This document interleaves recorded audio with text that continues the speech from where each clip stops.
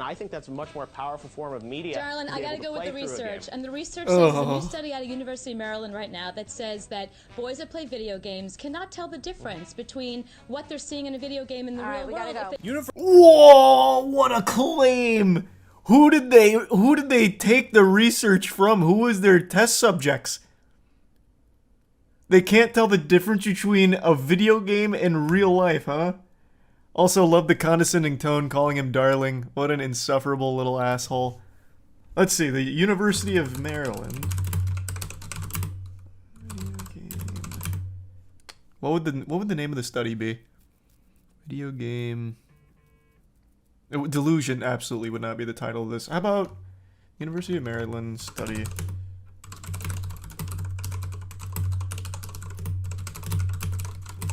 Alright, let's see if it comes up with this.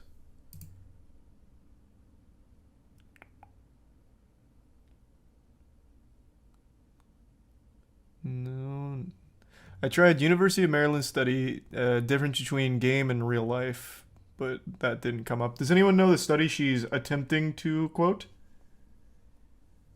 I think it's the Recep Doom. Maybe gaming psychology? True, it could have been like a piece of the study. Let's see. Or like the gaming's effect on a developing mind or something, maybe. Well, University of Maryland. The potential for video games to improve mental health. Is that what you were quoting? University of Maryland. Video gaming may be associated with better cognitive function. Which one of these were you quoting here?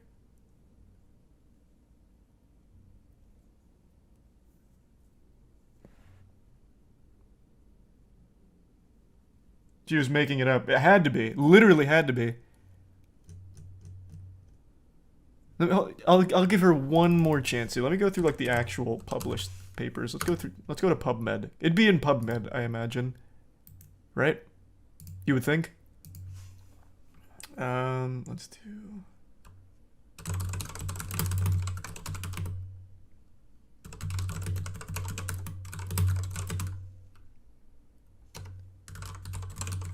Alright, let's try that. I did gaming's effect on brain of adolescents. Let's see.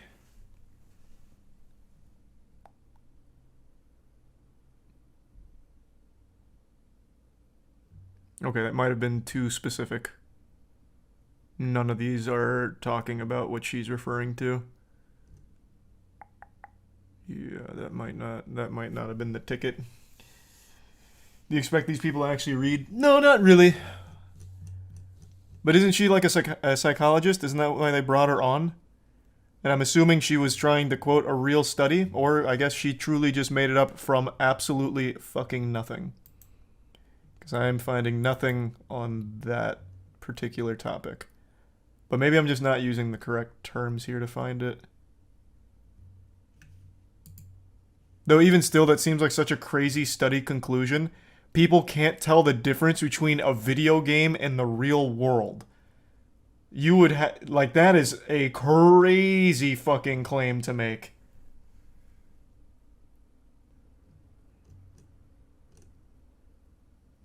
I don't see anything about that.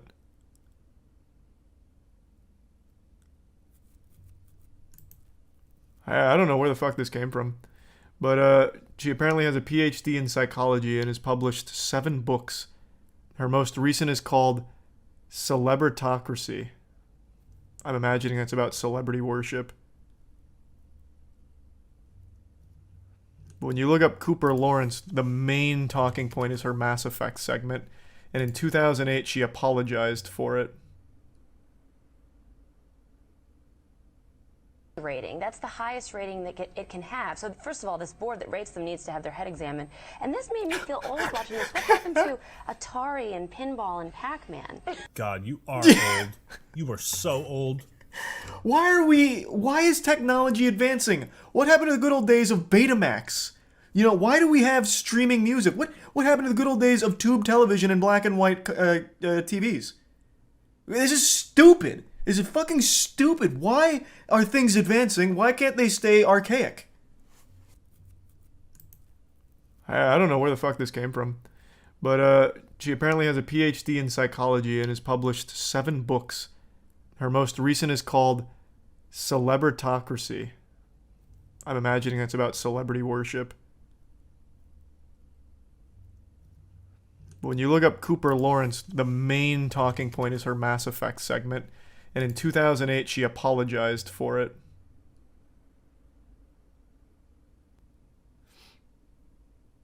The University of Maryland reported by Washington Post, students see video game as harmless, study finds.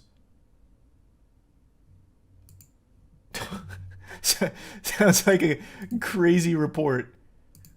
Students find video games harmless, huh? Why do people keep blasting video games when they should blast other stuff? Where have you been? They blast everything. Literally everything. I saw a big Twitter thread about why it should be really frowned upon to ask your friends to help you move. Everything gets blasted. Literally anything and everything is a problem. It's, I don't know where you're getting, like, why, like, it's just games. It's everything. People make up shit to get upset about. That's just Twitter. Yeah, but Twitter is like everyone now. I used to think it's just Twitter, but Twitter is so big, everyone has an account pretty much, so those people exist in the real world. Like, it's no longer just these, like, isolated cryptids that use it. It's like actual people.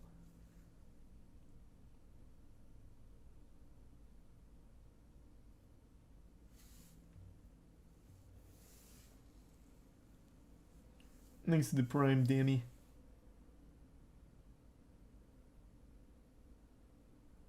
And the gift sub. Hey, the gift sub. Good to see you. Thanks for that.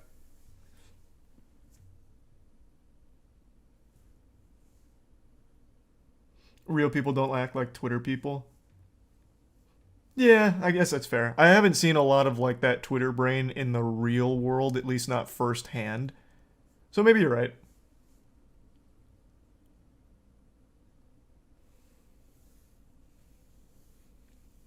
Thanks to the resub, Shady. Wait, that thing about helping friends move, that was a study? What? No, fuck, no. Literally nothing people get mad about on Twitter is anything like a scientifically backed statement or anything.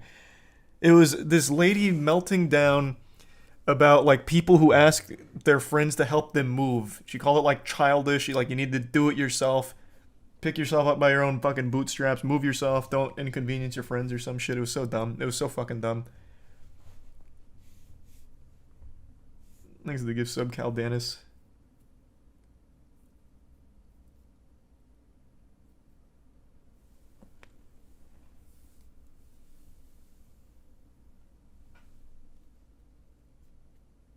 She probably owned a moving company. Well, she got dunked on so hard, she eventually backpedaled. She's like, oh, you know, I wasn't referring to people that can't afford to Oh, actually, her point was hiring movers. That's what it was. Don't ask your friends to do it. Get professional movers. Don't inconvenience your friends. Be a man or whatever. Hire movers. And then she eventually backpedals. She's like, oh, I wasn't talking about people that can't afford to hire movers. I would never try and belittle someone with lower income. I was actually just referring to people that can afford movers. You absolutely need to because you shouldn't inconvenience your friends. It was so stupid. It was so stupid.